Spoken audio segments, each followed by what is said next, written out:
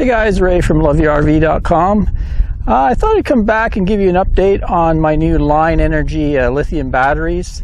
In the summer I installed them into the Cougar fifth wheel, and I did a number of videos, a lot of tests with them, and also went through and gave it a review, frequently asked questions. There's quite a few videos, so just go to loveyourrv.com/lithium and you can go back and watch those if you like.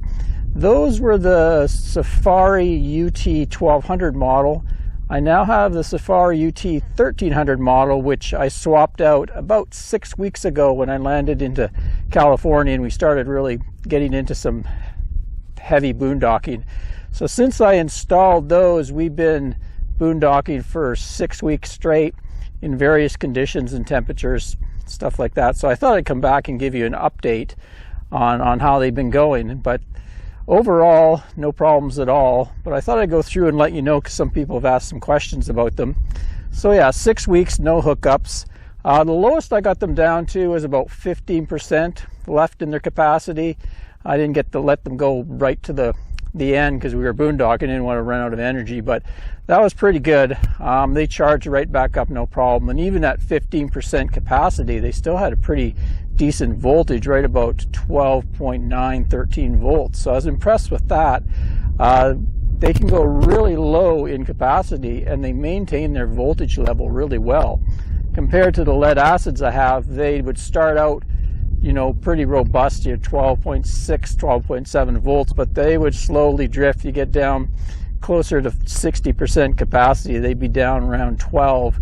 And if you applied a load to them, they would sag quite a bit. Like if I ran something on the inverter, or I'd notice if I ran my water pump, put my awning out, put the slide in and out, did the landing jacks, everything, all the motors worked a lot slower.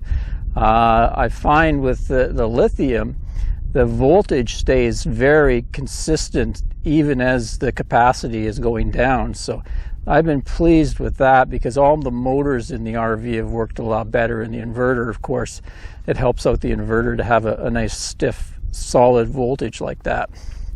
As far as charging, I haven't really changed anything in the rig. I haven't introduced any specific charger for it. I found that my solar controller, being the Bogart trimetric system, I was able to go in and customize everything. So I found for charging voltage, I've tried from 14.2 up to 14.6 and they all seem to work fine. I've left it at 14.2 and it's worked fine. Solar power comes in and it'll put out its max amps and the batteries will charge right up to 100%. For generator charging, I've been using the Intelipower that I installed in the battery bay back when I had the lead acids. And I installed that because it had the little button that you could override the charging profile and just give it a solid 14.4 volts output to charge a little faster with my lead acids, and that's worked wonderfully with the lithium. So I just go in there, fire up my generator and push that button, and it'll give that Intelipower charge converter its full capacity. I measured it with my kilowatt meter and it was 1,000 watts, which is what it's rated for, and it was putting out over 50 amps, and that'll go right up until they're charged. So I don't really need to go buy a specific lithium charge converter. One thing I noticed on the OEM Charger, which is inside the rig, the original Cougar Charger, I think it's a YFCO 8955, I think, so a 55 amp charger, but I don't see anywhere near that. It worked really poorly on my lead acid batteries. That's one reason I installed the special charger for generator charging. But I did know with the lithium, when I was on hookups, I used that for a hookup charge converter, and sometimes it would pick up a charge. It wouldn't charge really fast, but it would bring the batteries up to 100% again. The odd time though, it would get stuck. It'd be like 60%, and it would just stay like that for days and days. So I think something got tricked where the charger, being that the lithium sit at a higher voltage, they're usually 13.2 or higher. So I think it would get tricked into thinking that, oh, the battery bank's charged, don't worry, we don't need to put any more juice into it, and it would just kind of sit there and idle. Just one thing I noticed. So if you did buy these batteries and say you got a Cougar just like mine and drop them in, you could have problems with that charger not being able to fully charge it all the time. As far as discharging goes, like I said, it's great. There's very little voltage sag, so everything works really well. I don't really have any big heavy loads to test it on. When I originally got the batteries, I load tested them, and I could draw a massive amount of current out of a battery. It could unload 150 amps. So per battery, I have 3. It has the capability of doing 450 amps, but I just don't have any reason to do that. The biggest loads I have right now is my inverter, so I can't really comment too much on how much capacity they have. But being a lithium, I imagine they can put out a fair amount of juice and run pretty well any type of inverter you want to throw at it.